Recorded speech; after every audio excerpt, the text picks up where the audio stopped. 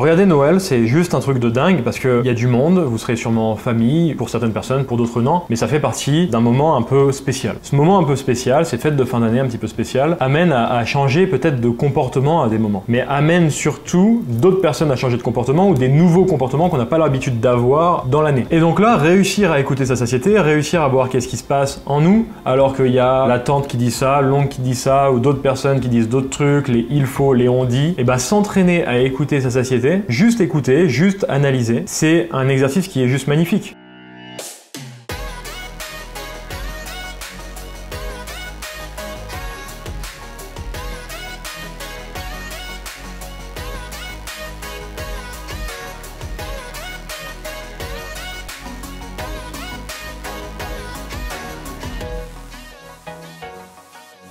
Je vois que j'ai pas pris du temps pour moi, c'est rigolo, on est dans des fêtes de fin d'année, j'ai envie de défoncer les chocolats maintenant. Comment ça se fait? Ah tiens, il y a eu cette partie-là. Ah tiens, on m'a critiqué parce que j'ai pas bu d'alcool. Et ben j'ai envie de défoncer le dessert. Tiens, c'est rigolo. Et donc d'apprendre plein de choses sur vous, c'est un exercice qui est juste dingue pour apprendre qu'est-ce qui se passe en vous. C'est un terrain de jeu magique, Noël. C'est magique. Et c'est en réussissant justement à voir tout ce qui se passe en vous à certains moments, en fonction des interactions, en fonction des peut-être des peurs que vous avez de dire des choses. Non, j'ai pas envie de boire d'alcool. Oui, j'ai envie de manger énormément et parce que j'ai envie. Et de voir les autres personnes qui nous regardent manger énormément et d'être ok avec. Pourquoi pas? C'est un terrain de jeu qui est juste dingue. Et on vous invite à l'utiliser, ce terrain de jeu, pour vous et pour ce qui est important pour vous. Mais sans vous mettre de pression à vous dire je dois absolument écouter ma satiété 100% du temps. Je dois absolument manger à satiété et pas plus. Je dois absolument structurer mes repas. Plus vous serez là-dedans, moins vous y arriverez. Ce qu'on veut sincèrement pour vous, c'est que vous puissiez kiffer ces fêtes en apprenant davantage à vous connaître, en mangeant ce que vous avez envie. Vous pouvez manger à 200%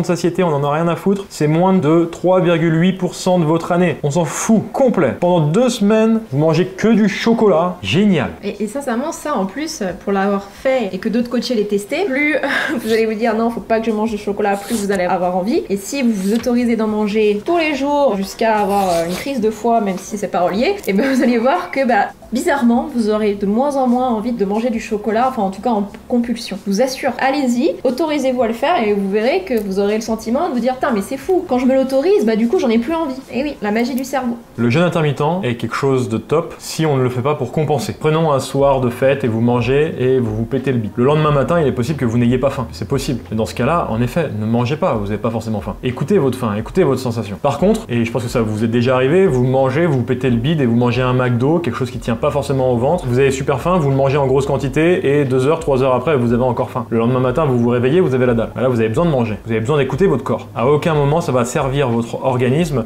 de ne pas manger et de vous dire je compense et je fais un jeûne. Au contraire, vous allez créer de la frustration, vous allez créer un manque que vous allez compenser à un moment avec derrière de la culpabilité, de la frustration qui arrive et c'est à partir de ce moment-là que vous commencez à rentrer dans un cercle vicieux qui va vous faire tout simplement compenser, stocker davantage, etc. Donc si vous le faites, c'est parce que vous kiffez et c'est parce que votre corps est ok avec. Par contre, si vous le faites pour compenser, là c'est un autre sujet. Tout de suite, arrêtez les fameuses, ce que j'ai pu faire pendant tant d'années, mais de pas manger la veille pour après le lendemain pouvoir me remplir comme jamais, ou après compenser avec des heures de sport derrière en me disant bon là hier le repas il a été sympa, tu t'es bien fait plaisir, maintenant on va aller faire du sport. Ça c'est pareil, sortez-vous de ces idées là parce que c'est au contraire ça va être encore pire. Ne sautez pas de repas, ne vous affamez pas avant votre repas de famille et ne compensez pas en punition avec du sport.